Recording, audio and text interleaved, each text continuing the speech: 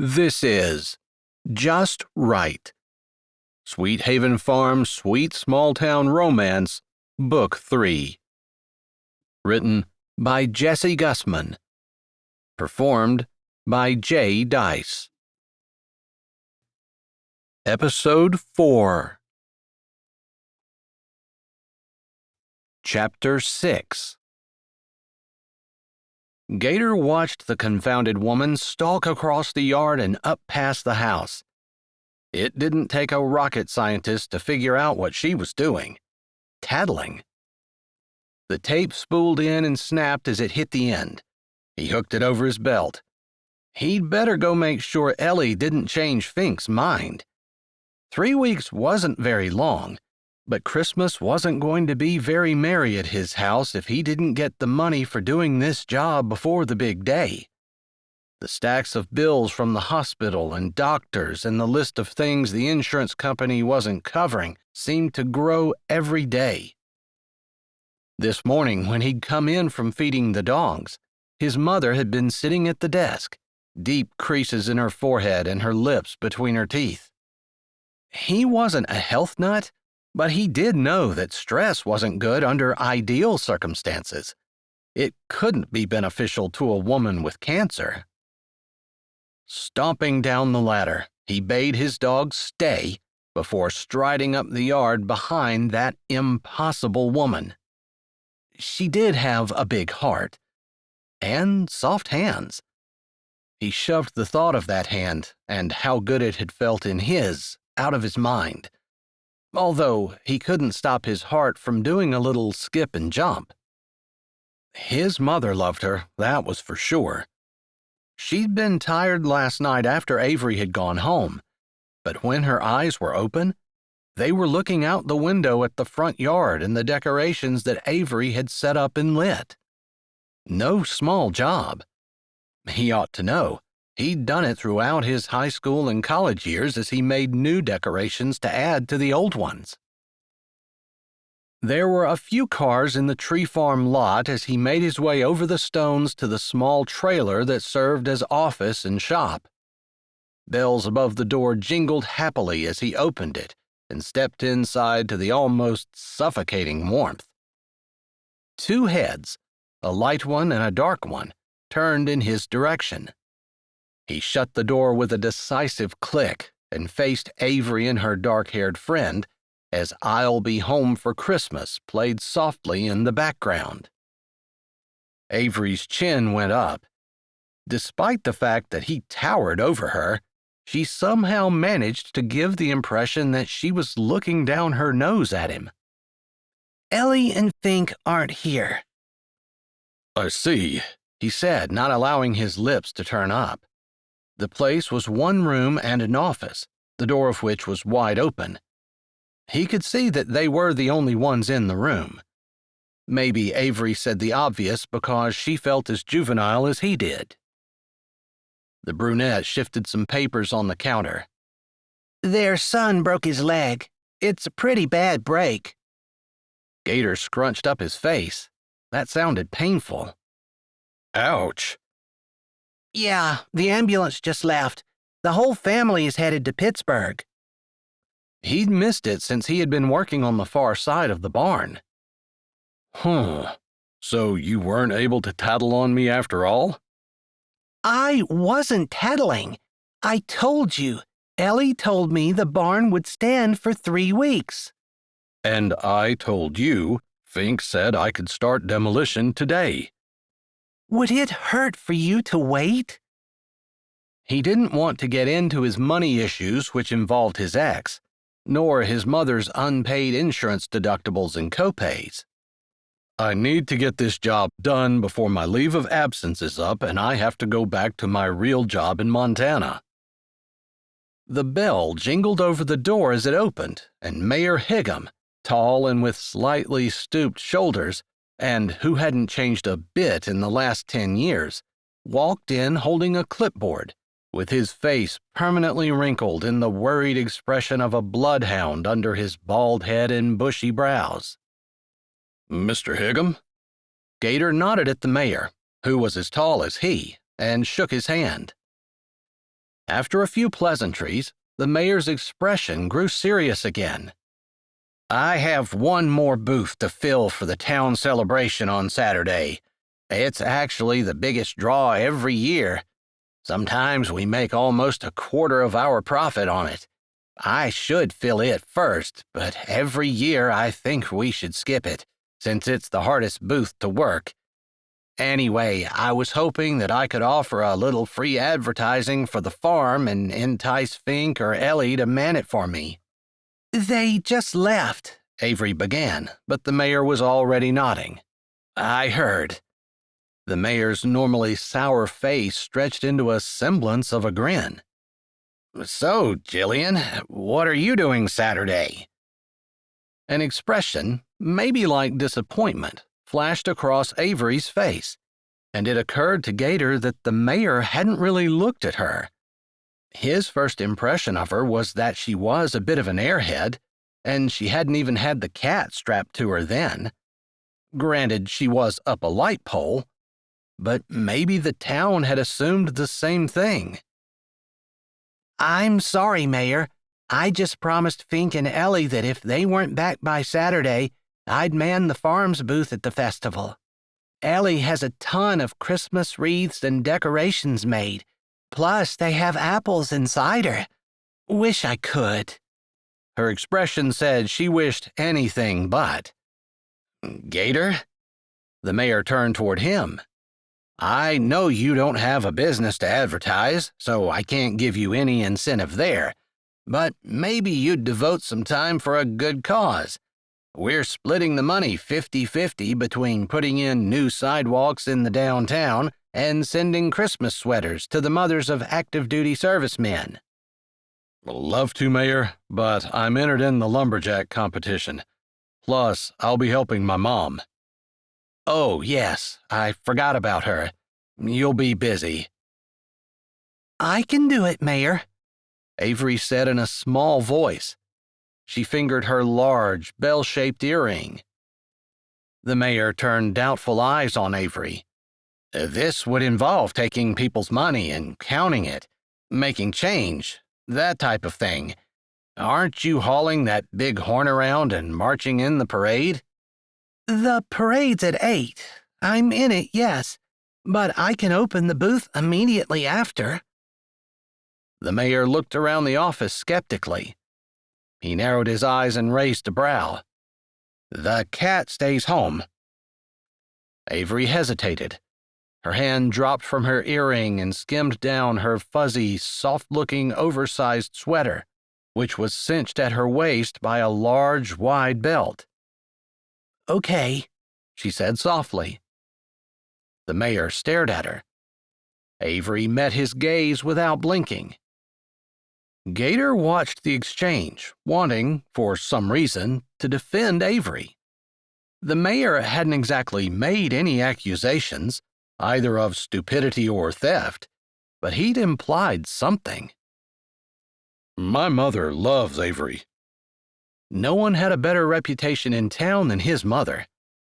Gator leaned a hip against the small table and crossed his arms over his chest, trying to appear casual, like he defended women every day. Oh, she does. The mayor's bushy brows floated up toward his forehead. Gator hid his smug satisfaction. The mayor glanced back at Avery with fresh appreciation. Gator's estimation of Avery rose. Apparently, she hadn't been running around town bragging about how she was helping her sick neighbor. Well then, the mayor lifted his clipboard. I'll put you down for booth 342. Be there as soon as the parade is over, and it's your responsibility until 12. You've got it, Avery said. The mayor flipped through a few pages. I guess I'd better take Fink and Ellie off of the Christmas tree trimming contest. That's a shame. Their farm has not only donated the trees for it every year since Ellie and Fink married, but they've decorated under the farm banner, and if I'm not mistaken, they've won every year. Except the year Ellie hired Mr. Herschel, the chemistry teacher, to create changing colors of lights with chemical concoctions." "That actually sounds like a great idea," Jillian said. "It would have been, if the tree hadn't exploded." The mayor scratched his head. "I think that might have been the year after Mr. Herschel exploded the school's parade float." "Oh my," Avery said. "Mr. Herschel sounds like he might be a little dangerous." "Yeah. Last I heard, he'd gotten a job in West Virginia in the coal mines, where they expect people to be blowing things up." They all looked at each other and nodded silently. Sounded like the man had finally found his niche. Avery cleared her throat. "When is the tree trimming contest scheduled?" 2:00, the mayor answered. "I can do it." Avery tugged on her sweater sleeves. "That would be fine," the mayor said, "except it takes 2 people." "I can't help," Jillian said. "I'm at the booth all day." "I'll do it." Gator wanted to take his lips off and examine them. Where did those words come from? He was already doing the lumberjack competition. Plus, it would put him in contact with Avery. The mayor nodded. "Well then, that's fine." He scribbled on his clipboard. "Do you want to decorate as a couple or under the farm banner?" "No!" Avery almost shouted. Gator crossed his arms over his chest. What was that about? Jillian gave her an odd look, too. "No?"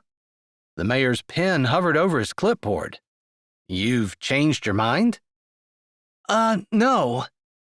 Avery's eyes slid to Gator's, then skittered away. "Under the farm. We'll do it for the farm." He didn't have much use for women, except his mother. After what his ex had done to him, he had no interest in relationships or any kind of acquaintance with a woman where she might be able to try to fleece him or show him how his money, or lack of it, was more important than any promises they made or vows they spoke. But he had to admit, Avery's quick and adamant denial, like she wanted to make sure that no one thought they were in any kind of relationship, shocked him. If he were honest, he was a little offended. Not hurt, just offended. "Okay, then." The mayor scribbled the last letter with a flourish, then looked up with his lips pinched together. "Thank you all so kindly for your help. I'll see you Saturday." The bells jingled as he walked out. There were a few beats of silence after the door closed. Gator still couldn't quite believe he'd volunteered to decorate a Christmas tree with Avery. He'd never even bothered to watch the contest before. Did people plan this? Did they bring their own decorations? He had no idea. After Avery's quick and strong denial of any kind of relationship, he didn't even want to discuss it with her.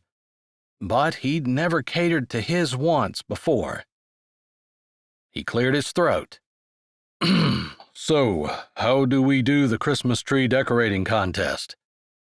"I don't know. I just moved here this summer." "Me too," Jillian chimed in as the bell rang and a customer Gator didn't recognize entered. He nodded to the man, woman, and the 2 small children.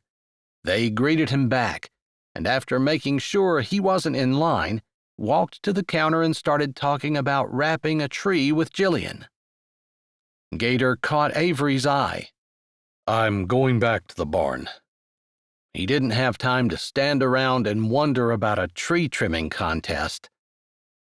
Her eyes got big, almost like she was panicking, and he remembered she didn't want him tearing the precious barn down because she wanted to have some kind of fluffy little party. Women. Seriously. She didn't say anything as she walked past him as he held the door. He closed it carefully behind them, wondering if she would turn and start yelling at him about how he couldn't destroy the barn. Either that, or freeze him out until she got her way. Or maybe yell at him first, then lapse into the silent treatment. Yeah, that last one was the most likely. Avery walked beside him, taking 2 steps to his every one. Her head was bent like she needed to watch her step carefully. Her brown leather boots looked expensive to him and hardened his resolve. She was likely giving him the silent treatment and was only walking beside him so he knew it. Well, he wasn't going to say anything and give her the chance to snub him. I'll call Ellie later tonight after things have calmed down for her and ask her about the contest, Avery said. Gator stumbled. So he wasn't getting the silent treatment. Great. I'll talk to Mom. Maybe she has some ideas. She probably has pictures of the winning trees from years past. She has pictures of everything else. He shouldn't be surprised that Avery knew that about his mom. She probably does. Avery shoved her hands on the back of her hips, her head still down. I'll get my stuff out of the barn. How soon do you think you're going to start demolition? This time, Gator stumbled and almost fell. Avery stopped and turned immediately. Are you okay? Yeah. Surprised at how much he wanted to come back with an offer to hold off demo until she had her party, he slowly straightened. Surely there wouldn't be any harm in waiting another 3 weeks. Except the money. He really needed the money. Not for himself, but for his mother. Avery closed the short distance between them. Did you sprain your ankle? It seems like you're in pain.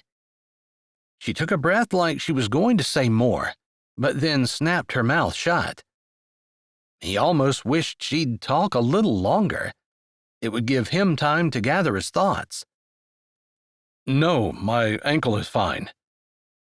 His phone buzzed in its belt holder. He unlatched his device and glanced at the screen. From Brett Schuff, his best friend from high school. Still looking for a short job over the holidays? The heavy weight that seemed to push on his chest lifted. It might be nothing, but he was going to go with his gut. When were you planning your party? Her eyes widened as she jerked her head up, like she was wondering if she had heard him right. Between Christmas and New Year's. He typed on his phone. Yes. Could you do it the week before Christmas? He asked. Yes, she said without hesitation. Then I'll hold off on demolition until then.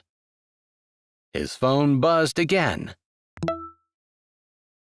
I've got a rush job. Needs finished by next Saturday. Pays good. That's perfect. Avery's face fell. Except, I originally wanted it before Christmas, but the guy who was coming to patch the barn floor couldn't do it until the 23rd. See if he can change it. He looked down at his phone and typed, I'm in.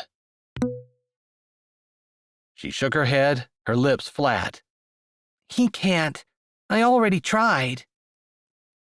Gator? Avery and he turned together, although he knew just by the sound of the voice who it was.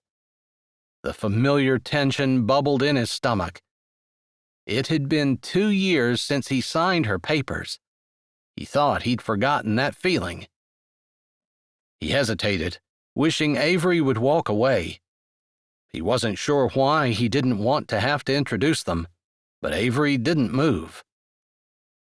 Kristen hadn't changed at all. Still thin and tall, athletic, dark hair and tanned. He bit the bullet. Avery, this is Kristen. Kristen, Avery. He gave a small gesture between the 2 women. Maybe it would be enough. I'm Gator's wife. He should have known it wouldn't be. X. he ground out. Then he waited. If there was one thing he had learned, it was that she would talk when she wanted. So nice to meet you, Avery. Kristen held out a slender but well-muscled hand. I didn't realize Gator was divorced. Avery shook Kristen's hand. Kristen made Avery seem extra small and curvy. Kristen ignored Avery, turning instead to him. I'm only in town for a couple of days, Gator. I was hoping to talk to you. Maybe later. I'm busy right now. Kristen gave Avery a thoughtful glance. Gator knew she wasn't seeing what she thought she should. In her long boho-type skirt and thickly corded sweater, Avery was obviously not an outdoorsy type. Her cheeks were pink, but her skin was white and delicate. Her loopy earrings and long pink fingernails would look out of place holding a rifle or scaling a fish. Things Kristen and he had done all the time. He had thought their shared interests made them perfect for each other. He'd been wrong. Gator. Kristen didn't pout, and she absolutely didn't bat her lashes. His name was a firm word from the lips of a woman who was used to fighting for what she wanted. Not now. Taking a huge gamble, Gator grabbed Avery's hand. Maybe if he were honest with himself, he'd admit he'd been looking for an excuse to hold it again. It seemed to fit so perfectly in his. Still did. That frisson of feeling traveled up his arm again, hitting him straight in the heart. He told himself it was because they were so different. After all, the few times Kristen had allowed him to hold her hand, there had been no heat. He tugged. Avery came with no resistance, making him doubly glad he'd offered to wait to start on the barn. I'll catch you at your mom's later, Kristen called to their backs. As much as he wanted to completely ignore her, he made himself wave his hand in acknowledgement. He didn't turn around. They were almost to the barn, and Gator was enjoying the walk and the feel of the woman beside him, the occasional brush of her arm against his. Funny, since he wasn't sure he even liked Avery. But, with the tingles that still buzzed up his arm and sizzled in his heart, there could be no question about the attraction he felt. If there was a woman more different than him in the entire world, he had yet to meet her. Why was it this one that made his blood warm and his heart thump? Kristen looks like the kind of woman who could give you a run for the money in the lumberjack competition. Yeah, she will. She shoots better than I do, too. He hesitated. I'm faster. She has better aim. She fishes and hunts and cooks over an open fire. Yeah, it's that obvious? He had no idea women could read each other so easily. Avery snorted. I was actually being a little sarcastic. Oh, well, it was all true. Seems like you're perfect for each other. I'd thought that too. Avery took a breath and let it out. Then she took another. What happened? Her voice sounded hesitant. She found another guy just like me, only he had money. Gator pulled his hand away to open the barn door. He missed the warmth of hers, especially with the depressing subject matter. Avery didn't seem to judge, though it still rankled him that he hadn't been enough, had enough, to keep his wife. She wanted to buy a big game preserve, and that's what we were working toward and saving for. Jace had the money, and if she went with him, she didn't have to wait. In my experience, it's the man who leaves, Avery said softly. She shook her head, and her blonde hair twisted in the light. Gator fisted his hand, too tempted to touch her to trust himself. She cleared her throat. I think I'll run over and see if your mother is up. Maybe she can give us some pointers on what we need or can do for the tree trimming competition. After all, he said the tree farm has won every year except one. I feel pressure. That's fine. She can probably help you with your other booth, too. Avery laughed. Maybe Christmas had gone to his head, because her laugh sounded like tinkling bells to him. A sweet sound he wouldn't mind hearing again. I don't even know what that booth is, to tell the truth. If the mayor said, I didn't hear. Me either. He looked down at this cheerful, funny woman. It seemed that everything she did was exactly what he wanted to see, which was odd, since they were so very different. I'll get Miss Prissypants and her carrier and head over to see your mom. He couldn't take his eyes off her. I won't start demo, but I still need to get some measurements and make some estimates. She smiled at him, and he found himself wanting to step closer. He shoved his hands in his pockets and backed out of the barn.